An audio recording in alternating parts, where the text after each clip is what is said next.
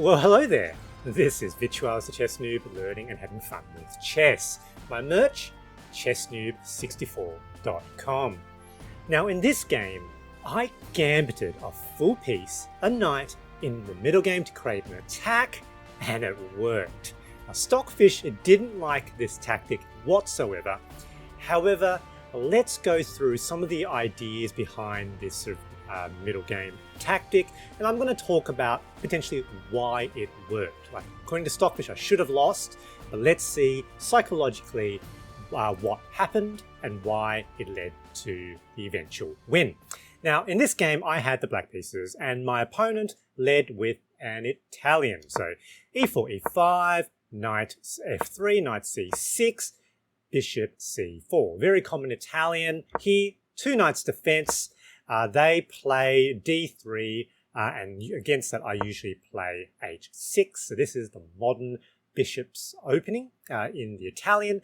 And basically this is just all very solid. And we obviously both know this opening. So they play h3. I now develop my bishop. They develop the other knight. I now develop my d6, my d4 pawn. You can see very, very symmetrical.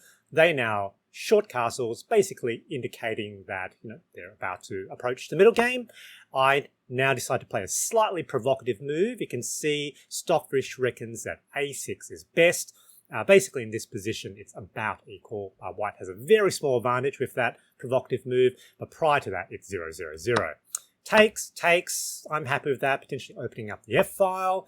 And now they play a slight inaccuracy, so rook to e1, simply because they're sort of locked behind that pawn. However, the idea here is that it kind of prevents me from playing d5, because obviously potentially they'll have two attackers on the e5 pawn.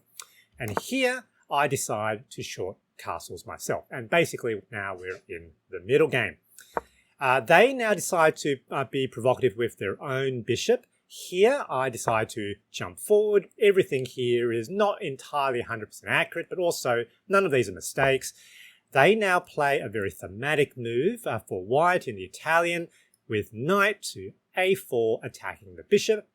And here I decide to just do a series of trades. So knight captures with check, take with queen. Now let's trade. They take with queen.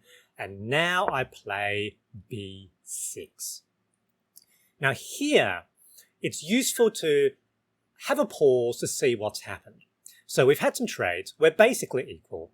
However, tactically, this knight is a little bit on the wrong side. So the idea behind b6 is that this knight now cannot advance further along the queenside. It must go back and rotate around. So basically, the knight is in the wrong place. It's out to pasture. Now, because of this, it's almost, at least in the very short term, for a few moves, it's like this knight is not really participating in the game, because knights don't exert any long distance influence. It's not a long range piece. And for a number of moves, Stockfish will actually recommend that moving the knight back to c3 is their best move, their optimum move. Now, in this game, white doesn't move this knight again, and I'm able to exploit that. Now, none of white's moves are technically mistakes, but eventually, because this knight is basically not participating, it's like I have a little bit of leeway being down a piece. Now, let's keep going. So they sort of centralize their other rook, so rook a d1, that makes sense. I now push my center pawn. Stockfish doesn't really agree with that move. They suggest that they should take. Now they're sort of lining up for an attack. That's fine. I move my queen up. They decide to push a pawn as well. You can see Stockfish says, don't do this. You need to move your knight across. I now swing my queen to form a battery, potentially looking on f2. They now capture. I did see this, and that's a little bit suboptimal because I do sort of lose that pawn. And here I saw my best move, most sensible move, is probably knight back to d7 with an attack on the queen. However, I decided to gambit my knight. So I decided to take this way to open up so that I had an attack. As you can see, Stockfish didn't like it, thinks it's a mistake. However, I think that this is potentially a very tricky move. So gambiting that full piece, they take, that makes sense. But now queen captures the pawn on f2.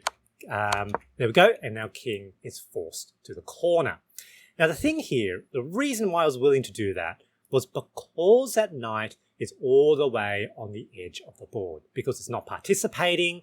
So even though I'm down a piece, I don't feel down the piece. All the action is now going to be on the king side.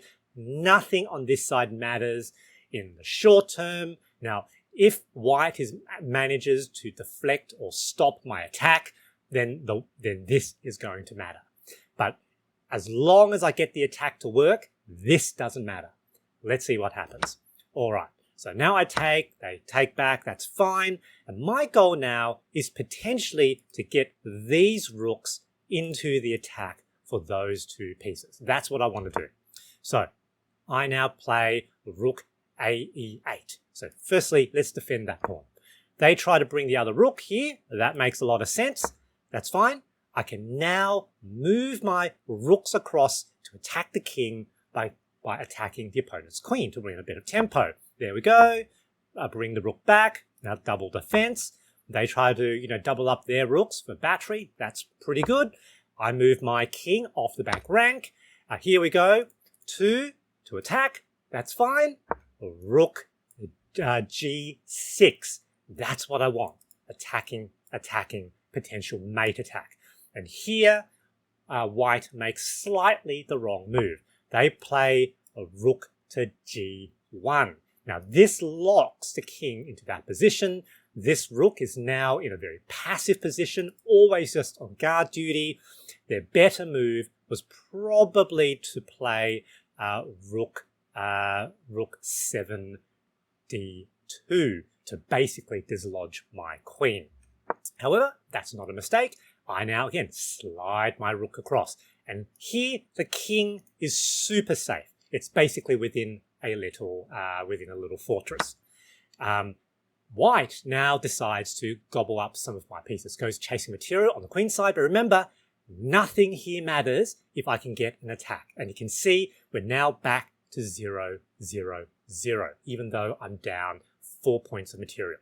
I don't find the best move here next, so I play rook to f5. My idea is to then play rook to h5, but I could have played rook to f3 immediately. This is actually pinned, because if they take, what happens is that is mate.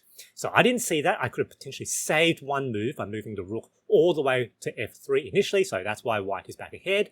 But here, pretty much white needs to force a trade of materials.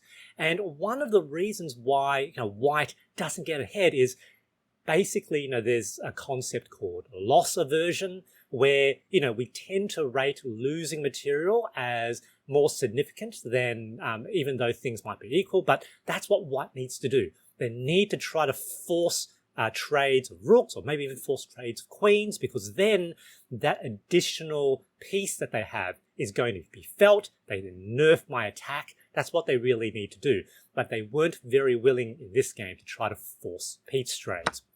All right, so they go chasing my material again. Now queen here. So that was, of course, queens looking at each other. Of course, I don't want to trade. Here, they decide, okay, there's a problem. Double up again, but that's all they were doing before. Now, rook to h5. I'm almost on the verge of winning. And pretty much here, to maintain 0, 0, 0, white needs to basically give up material. They have to capture, allow me to capture back, and then give a check. That's what they had to find. Very difficult to see. They didn't see it. They decided to pull this rook back, thinking that they could double defend that pawn. But it doesn't matter, because now you can see mate into rook captures the pawn on h3, check. And now they probably thought that they could capture and then potentially, because there was a very nice ladder mate here, they could block, but that's not the only check. I also have queen captures rook on g1, mate. Good game, GG. The big takeaway from this game is that the pawns in front of the king, the defensive pawns, are tactically very, very important.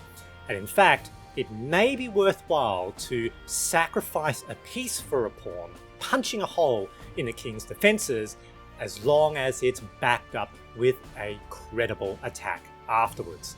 I hope you enjoyed this video, and thanks for watching!